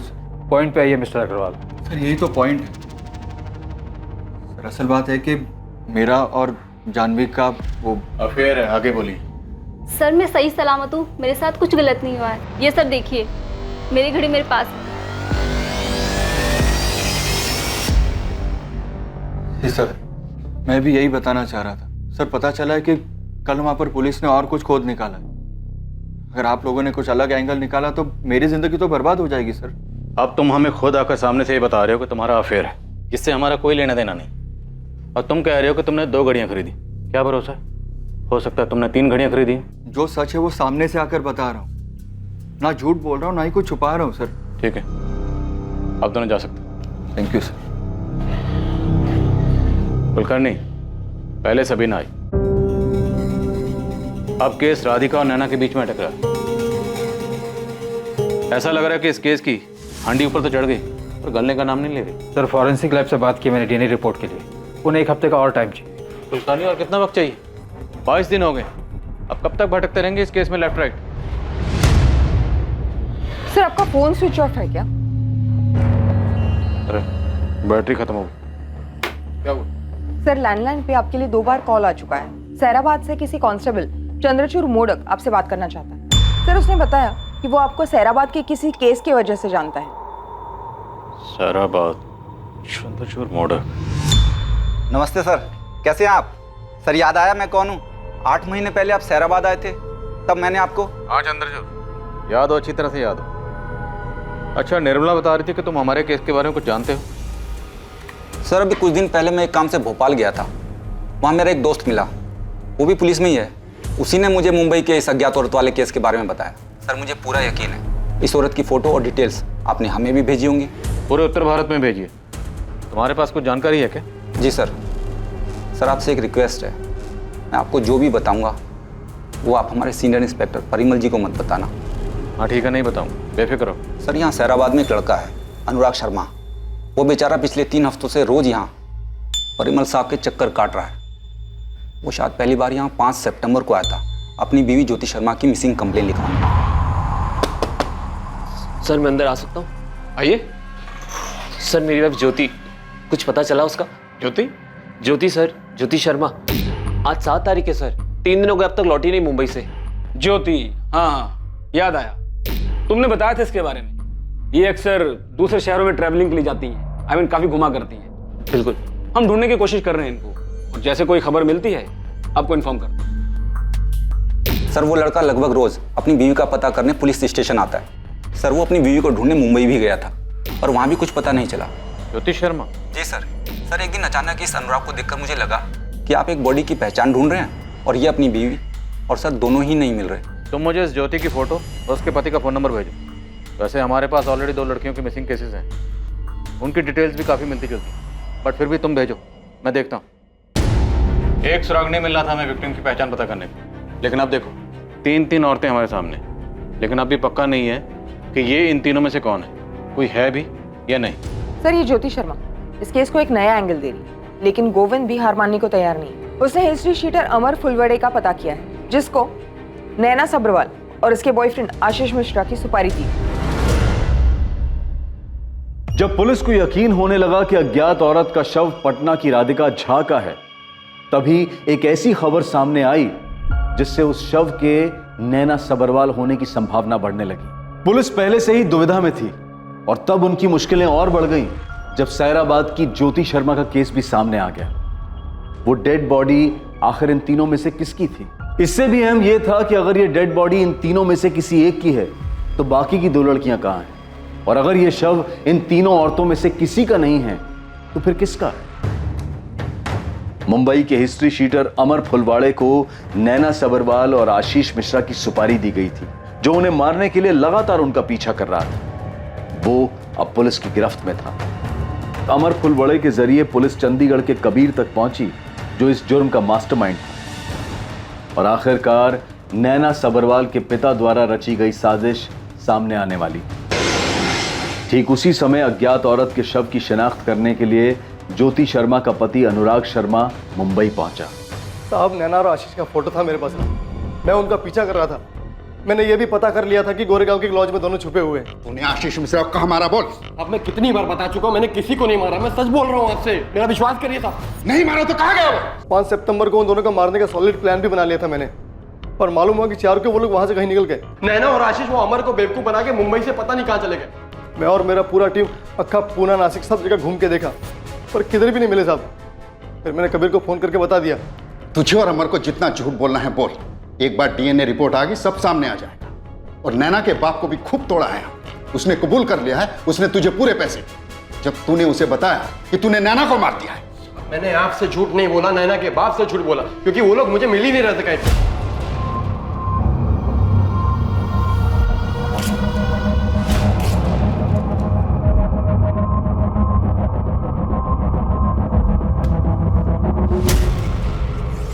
पता नहीं साले दोनों कहाँ चले गए, मिल ही नहीं रहे और शायद मिलेंगे भी नहीं। मिलेंगे नहीं तो बोल दो उसके बाप को मार दिया, वो साला कौन सा ढूंढने जाएगा और अपना पैसा भी मिल जाएगा। सर मैंने राजेंद्र जी को झूठ बोला कि हमने उन दोनों को मार दिया, पर हमने किसी को नहीं मारा था। इसलिए हमने उनको गारंटी भी दी कि डीएनए रिपोर्ट में कुछ नहीं होगा, कुछ नहीं मैच होगा। सर मुंबई का हिस्ट्री अमर और चंडीगढ़ का कबीर दोनों एक ही सुर में एक ही बात बोल रहे हैं। दोनों की अच्छे से धुलाई करो, कम से कम इतना तो पता चले कि राजेंद्र ने अपनी बेटी की सुपारी दी थी। बाकी डीएनए रिपोर्ट से साफ हो जाएगा, फिर देखते हैं दोनों एक ही सुर में सच बोलते हैं या झूठ। ज्योति शर्मा के हस्बैंड अनुराग शर्मा ने सारा सामान पहचान लिया, तो उसका ये कहना है कि सारा सामान ज्योति का ही है। चलो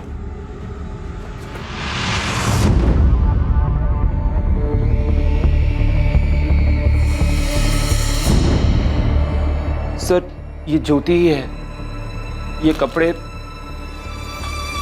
ये सैंडल ज्योति का है, ये घड़ी, ये अंगूठी, ये सब ज्योति का ही है sir.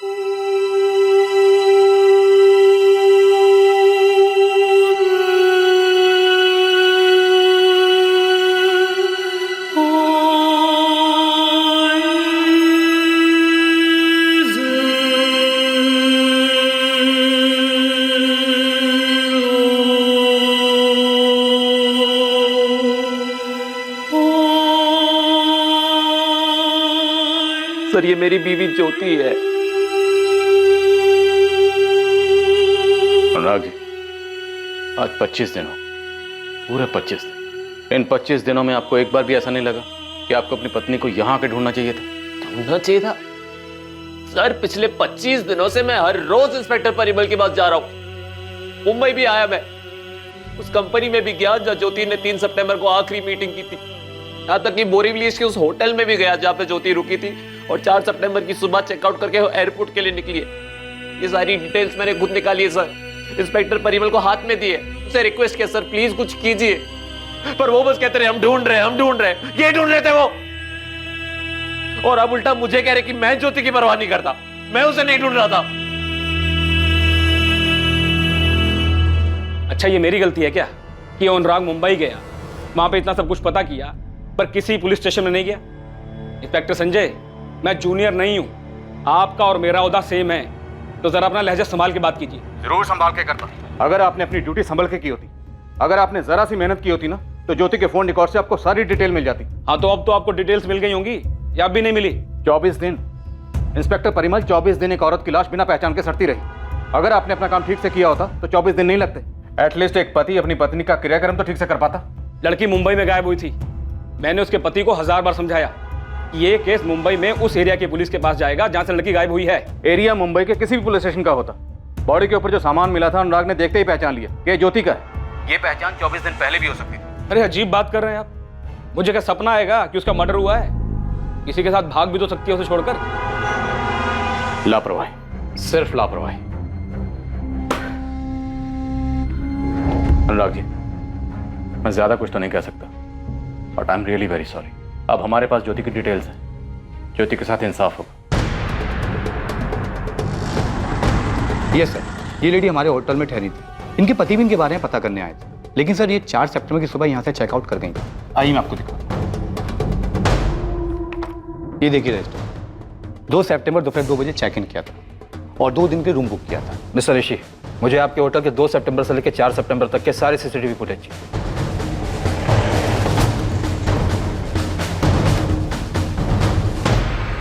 Excuse me, Miss Richa. Oh, hi, Miss Nirmala. Please have seat. I'm fine, Miss Richa. मैं बस इसके बारे में जानना चाहती हूँ। ज्योति शर्मा, इनके हस्बैंड का भी हमें कई बार फोन आया इनके बारे में पूछने के लिए। 3 सितंबर को क्या आप इससे मिली थी? हाँ, उस दिन हम लोग सुबह 10 बजे से लेके शाम को 5 बजे तक यहीं थे। मैं, ज्योति और हमारा डिज़ाइन कंसल्टेंट चेतन। उस दिन हम लोगों ने न्यू ईयर फैशन वीक की कलेक्शन को लेके काफ़ी डिस्कशन किया था। हम लोग न्यू डिज़ाइंस पर डिस्कस कर रहे थे। ज्योति के कुछ डिज़ाइंस बहुत अच्छे थे और कुछ को मॉडिफाई करने की ज़रूरत थी। ज्योति, I like this one. This is fantastic. हमने बहुत सी चीज़ों के बारे में डिस्कस किया, design, market trends, even strategies also. Jyoti designs modify करके 3 महीने बाद वापस आने वाली थी। पर कितना अजीब लग रहा है ये सोचकर कि वो वापस घर पहुंचे ही नहीं। वो आपके साथ रेगुलर काम करती थी, अक्सर आते जाते रहती थी? Yes, she did. Every quarterly में एक बार आती ही थी नेक्स्ट सीजन का फ्रेश कलेक्शन लेके। और इसके बावजूद भी इतने दिनों तक किसी ने ये जानने की कोशिश नहीं की कि वो कहाँ गई थी? We spoke to her husband और हमने भी उसे कई बार कॉल किया और चेतन ने भी उसे बैक टू बैक कई बार ईमेल्स किए, लेकिन उसने कोई रिप्लाई नहीं दिया। चेतन गुप्ता कहाँ है? He is a consultant. जब उनकी जरूरत होती है वो तभी आते हैं। He is not our regular employ. My god, I don't believe this. Mister Chetan Gupta, आपकी बिलीव ना करने से कोई फर्क नहीं पड़ता है। ज्योति इज डेड नाउ। वो 24 दिन पहले ही मर चुकी है। फिलहाल आप ये कर सकते हैं, पुलिस स्टेशन आ सकते हैं। हमें आपके साथ हुई उसकी लास्ट मीटिंग, ऑफिस से होटल की जर्नी और होटल से एयरपोर्ट जाने वाली जर्नी, जहाँ वो फ्लाइट लेने वाली थी, उनके बारे में बात करनी है।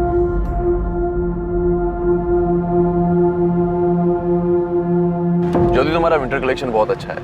I really like your designs. Thanks यार, बट अब बहुत काम बचा है। सो तुम कल जा रही हो या फिर कोई और क्लाइंट मीटिंग लाइन अप है? अब बस घर जाना है। 1 हफ्ते से बाहर हूँ, घर जाके 2 दिन रेस्ट करूंगी, फिर काम शुरू।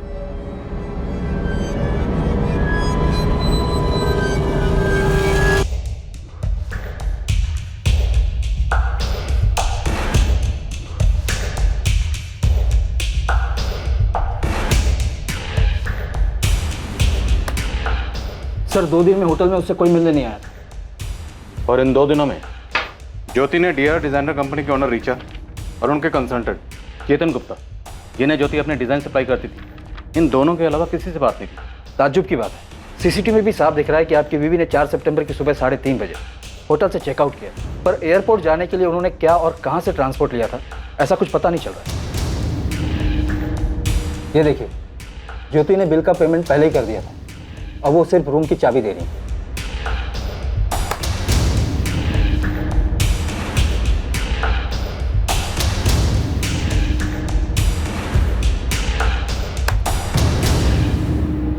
हमने होटल के स्टाफ से ही बात की। ज्योति ने एयरपोर्ट जाने के लिए वहां से कोई ट्रांसपोर्ट नहीं मंगवाई, टैक्सी ऑटो कुछ भी नहीं। सर वो टैक्सी बुक करने के लिए हमेशा स्पीड अप कैब यूज करती थी। वो देखा हमने, लेकिन ये जो रेंटल कैब होती हैं, आपको आपकी पिकअप लोकेशन से पिक करती हैं और ड्रॉप लोकेशन पर ड्रॉप करती हैं। अगर ज्योति ने कैब बुक की थी तो ज्योति को पिक करने के लिए होटल के गेट तक तो आती। हाँ, क्योंकि 1 दिन पहले 3 सितंबर को ज्योति ने जो कैब बुक की थी उसका ड्रॉप लोकेशन होटल का एंट्रेंस है, जो कि सीसीटीवी में भी साफ दिख रहा है। ये देखिए।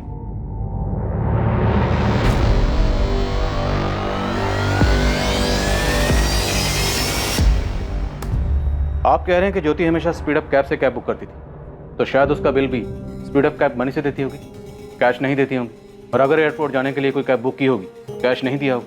लेकिन 4 सितंबर को ज्योति ने कोई कैब बुक की ही नहीं, वो होटल से पैदल ही बाहर निकल गई। शायद कोई एयरपोर्ट ड्रॉप करने वाला। ज्योति ने आपको कुछ बताया था इस बारे में?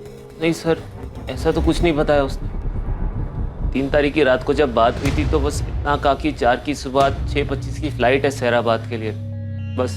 सर, एयरपोर्ट अथॉरिटीज ये पता चला है कि ज्योति शर्मा ने 4 सितंबर को अपनी फ्लाइट मिस की। स्पीड अप कैब सर्विस से रिकॉर्ड मिला? Yes sir. 3 सितंबर को सुबह 8 बजे मीटिंग के लिए ज्योति ने बोरीवली ईस्ट से अंधेरी ईस्ट डीआर डिजाइन्स के लिए कैब बुक की थी। कैब ड्राइवर का नाम था Rajesh Tiwari.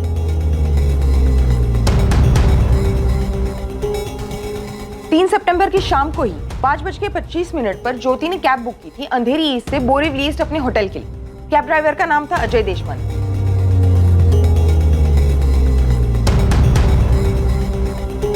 Speed up cab services के ऑनलाइन ऑपरेशनल टीम ने हमें बताया कि ज्योति हमेशा से उनके सर्विसेज यूज करती थी, लेकिन 4 सितंबर को उसके अकाउंट से कोई भी कैब बुक नहीं हुई। मतलब पक्का उसे कोई एयरपोर्ट पर ड्रॉप करने वाला। अनुराग, मैं आपसे सीधा पूछता हूँ, क्या आपको कभी भी ऐसा लगा कि आपकी बीवी ज्योति का कहीं कोई अफेयर चल रहा था? सर पॉसिबल ही नहीं, ऐसा कुछ नहीं था। चेतन गुप्ता, इसे तो जानती हो आप। आपकी बीवी 3 सितंबर को होटल लौटते वक्त उसे उसके घर गोरेगांव में ड्रॉप करके गई थी, ये पता था आपको?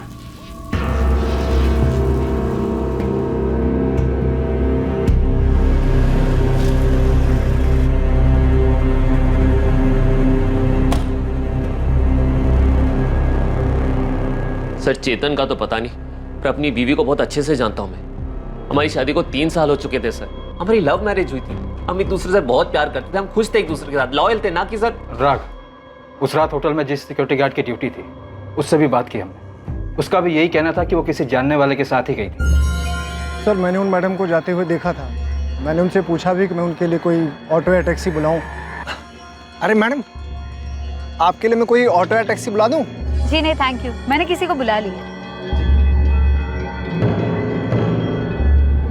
सर वो इधर से मेन रोड की तरफ गई थी, लेकिन सर मुझे नहीं मालूम कि उनको लेने कौन आया था और वो किसके साथ यहाँ से गई। ज्योति के फोन रिकॉर्ड के मुताबिक उसने कोई कैब बुक भी नहीं की। सर मेरी ज्योति उन लोगों में से है ही नहीं जो किसी के साथ भी चली जाए। और चेतन से तो मैंने खुद इतनी दफा बात की है ज्योति के गायब होने के बाद। उसका हर बार यही कहना था कि ज्योति से आखिरी बार वो 3 सितंबर को ही मिला है। हाँ सर, मैंने उसे आखिरी बार 3 सितंबर को ही देखा था। तो उस दिन आपने ज्योति से लिफ्ट क्यों ली? आपके पास तो अपनी गाड़ी है। सर एक्चुअली उस दिन गणपति विसर्जन था 1.5 दिन का, बहुत ट्रैफिक होता है सर, तो उसे अवॉइड करने के लिए मैंने रिक्शा लिया ऑफिस के लिए। तो सुबह जाते वक्त आपने ज्योति से लिफ्ट नहीं ली? नहीं सर, मैंने बस वापस आते हुए लिफ्ट ली थी उससे।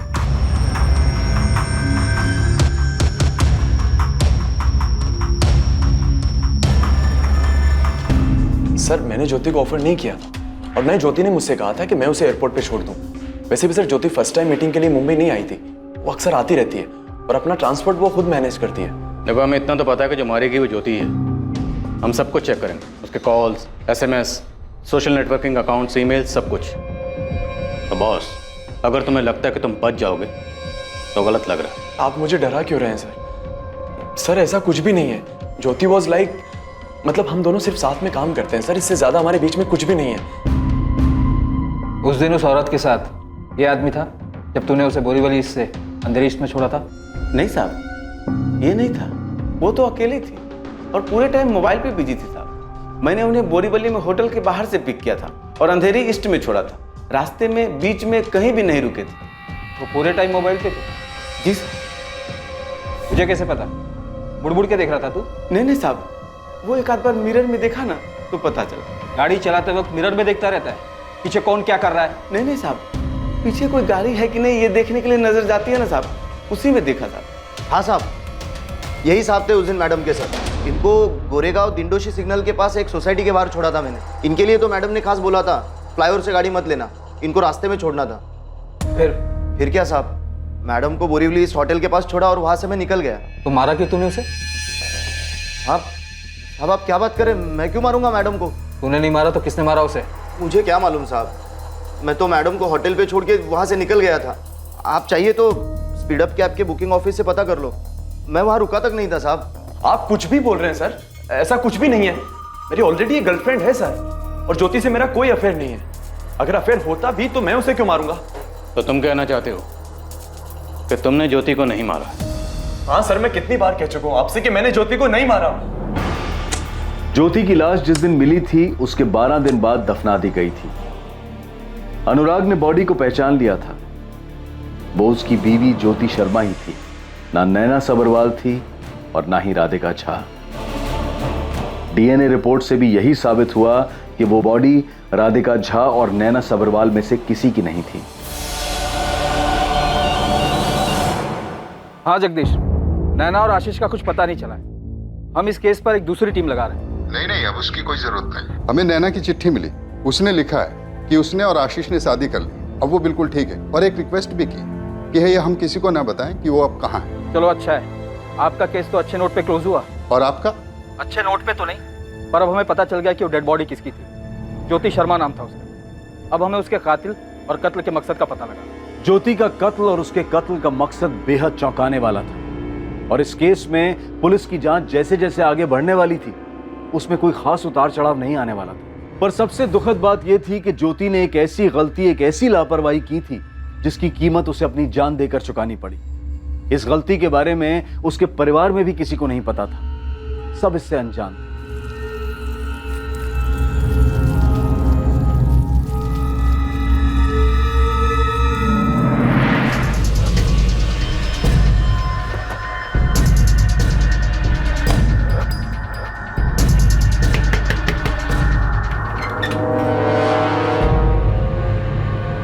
साहब आप यहाँ? तेरे स्पीड अप कैब से पता किया हमने, उन्होंने बताया कि 4 सितंबर की दोपहर 3 बजे तक तूने कोई बुकिंग नहीं ली थी? हाँ साहब, नहीं लिया होगा। वो तबीयत ठीक नहीं रहती तो नहीं लेता बुकिंग साहब। उस दिन तबीयत खराब थी तेरी, हाँ साहब। तो फिर तू पूरे दिन घर पे ही रहा होगा? हाँ साहब, क्यों पूछ रहे? तो फिर सुबह 9:30 बजे चिन्मय पाटिल के गैराज पे तेरी गाड़ी खुद ब खुद चली गई थी धुलने के लिए? आपका तीर एकदम निशाने पे लगा है साहब। ये दोनों ड्राइवर राजेश तिवारी और अजय देशवानी की एक एक हरकत पता की है हम लोगों ने। और क्या पता चला दोनों के बारे में? राजेश तिवारी खुद तो क्लीन है साहब, लेकिन ये अजय देशवानी, इसने 4 सितंबर की सुबह 9:30 बजे चिन्मय पाटिल के गैराज में अपनी गाड़ी क्लीन करवाई है। और ये चिन्मय और अजय दोनों दोस्त हैं साहब। और sir, speed up cab service से हमने पता किया 4 सितंबर की दोपहर 3 बजे से पहले कोई बुकिंग नहीं ली थी अजय ने। और स्पीड अप कैब के रिकॉर्ड से ये भी पता चला है कि ज्योति ने एयरपोर्ट जाने के लिए कोई टैक्सी बुक नहीं की थी, राइट? Yes sir. आप समझिए। कुलकर्णी, पहले इस चिन्मय पाटिल को उठाओ और बाद में अजय को। अब ये केस सॉल्व हो जाएगा।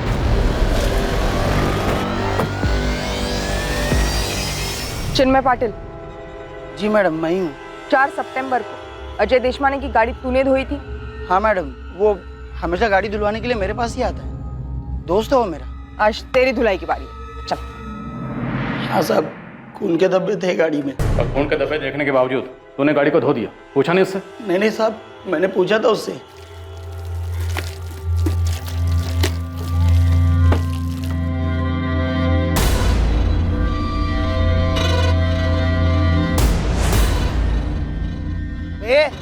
तेरी गाड़ी की बैक सीट पे खून का है।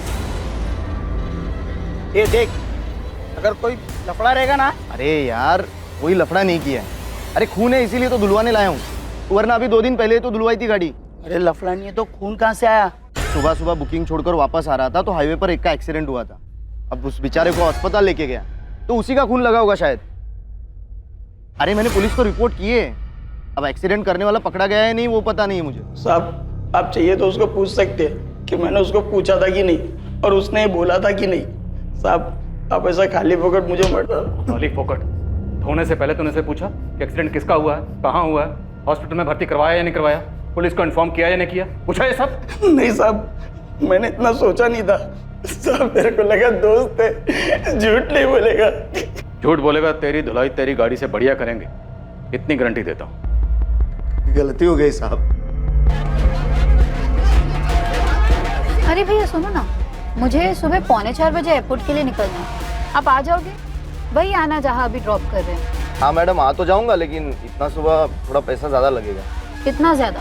1500 रुपये लगेंगे मैडम। 1500? हाँ।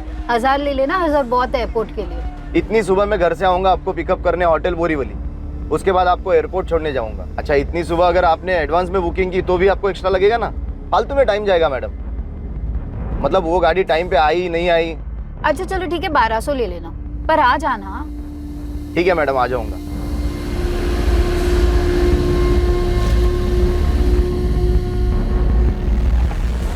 मैडम, आप कल सुबह थोड़ा चल के आ जाएंगी वो नाके तक? क्या है ना, सुबह अगर कोई गाड़ी लेके आया होटल में तो ना वो निकल पाएगा ना मुझे निकलने देगा, फालतू में टाइम खराब होगा और चेकिंग वेकिंग में भी टाइम जाएगा ना। अच्छा, जिस नाके से अभी हमने टर्न लिया वहीं पर आना है? हाँ वही। मैं ठीक 3:30 बजे पहुंच जाऊंगा, आप आ जाना।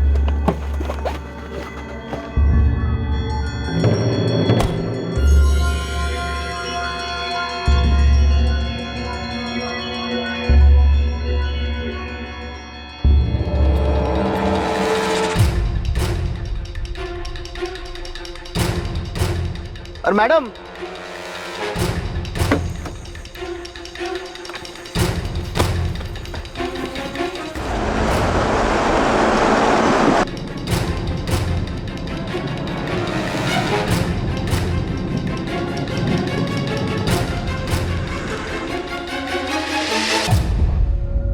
मतलब तो पहले से सोच के आया था कि मर्डर करना है, इसलिए होटल के सीसीटीवी के बाहर बुलाया। मारा क्यों? वो दिखने में पैसे वाली हाई फाई लग रही थी, कपड़ा भी अच्छा पहनी थी। 1200 क्या वो 750 बोलती तो भी मैं जाता। मुझे लगा अच्छा पैसा होगा उसके पास। मैं एक मौके की तलाश में था, गोरेगांव के पास पहुंचने तक उसकी आंख लग गई। मुझे मौका मिल गया, मैंने आरे की तरफ गाड़ी मोड़ी।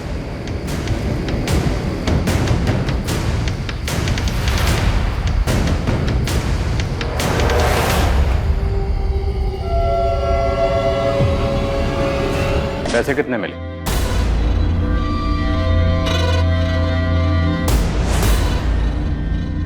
पर्स में भी खाली 3000 कैश निकला। वो 3,000 के अलावा और कुछ नहीं मिला साहब। मैंने सोचा वापस जाकर घड़ी अंगूठी सोने वोने का कुछ होगा तो निकाल लूंगा, पर फिर मैं डर गया। वापस गया और कोई आया तो मैं फंस जाऊंगा। तो उसे देखकर तुझे लगा कि इसके पास बहुत कैश होगा? हाँ साहब, गाड़ी में वो साहब और मैडम डिजाइन विजाइन की कुछ 25-50 लाख की बात कर रहे थे। मुझे लगा 40-50 हज़ार तो होगा ही इनके पास। ज्योति के अलावा और कितने लोगों को मारा तूने? और कितने लोगों को लूटा? नहीं साहब, और किसी को नहीं लूटा, और किसी को नहीं मारा मैंने। वो तो मैंने सोचा था इनको बेहोश करके लूट लूंगा और छोड़ दूंगा, पर वो मैडम जाग गई और गाड़ी में चाकू फ्रूट काटने के लिए रखता है? साहब वो तो मैंने अपने लिए रखा था कि रात में कोई मुझे ना लूट ले। तुझे लूटेगा कोई? तुझे लूटेगा? हाँ? तुझे लूटेगा कोई? और सायराबाद में अनुराग और उसके घर वालों ने ज्योति का अंतिम संस्कार कर दिया। अजय देशमाने पर ज्योति शर्मा की हत्या के लिए आईपीसी की धारा 302, सबूत मिटाने के लिए आईपीसी की धारा 201 और लूटपाट के लिए आईपीसी की धारा 397 के तहत मुकदमा दर्ज किया गया है। सर, राधिका झा का केस सॉल्व हो गया है। राधिका मिल गई? हाँ, लेकिन कहाँ है ये नहीं पता। राधिका के पिता रमाकांत का कॉल आया था कि राधिका ने उनको कॉल करके बताया कि उसने शीला को नितिन और उसके पार्टनर से फोन पे बात करते हुए सुन लिया था। राधिका को जैसे ही पता चला कि उसकी सौतेली माँ उसको बेचने वाली है, वो घर छोड़ के भाग गई। लेकिन अब जहां भी है ठीक है। सुनकर अच्छा लगा कि नैना और राधिका दोनों सही सलामत हैं। पर ज्योति, उसके साथ बुरा हुआ। ज्योति शर्मा के साथ जो हुआ वो बहुत ही दुखद और दर्दनाक था। इसमें ज्योति की कोई गलती नहीं थी। वो बेचारी कैसे सोच सकती थी कि एक साधारण सा दिखने वाला टैक्सी ड्राइवर जो उसे होटल छोड़ने जा रहा था, वो रात में उसे मारकर लूटने की प्लानिंग कर रहा था।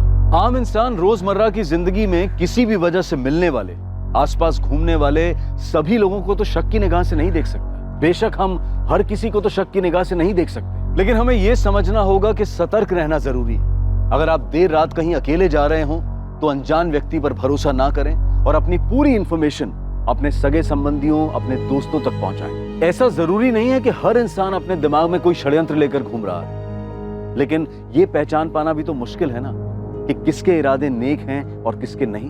अब मैं अनूप सोनी आपसे विदा लेता हूं और याद रखें, क्राइम और आपके बीच में सिर्फ इतना फर्क है कि आप कितने सतर्क हैं। सतर्क रहें, सुरक्षित रहें। जय। क्राइम पेट्रोल्स के और भी दिलचस्प कहानी देखने के लिए हमारे चैनल को सब्सक्राइब करें और बेल आइकॉन दबाना न भूलें।